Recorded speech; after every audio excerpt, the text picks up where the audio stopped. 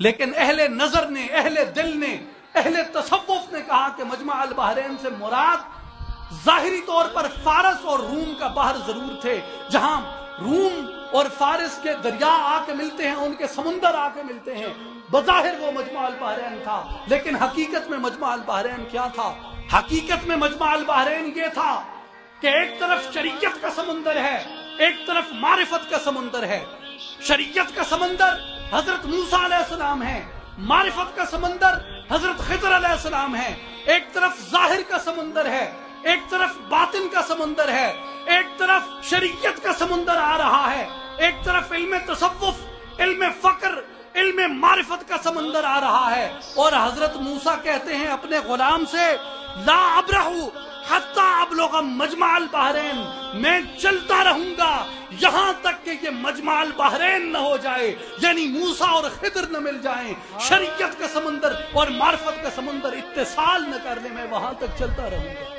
اور ایک اور زاویہ نظر سے اگر آپ اسے دیکھیں تو حضرت موسیٰ پاسبان شریعت تھے اور حضرت خضر رہبر طریقت تھے۔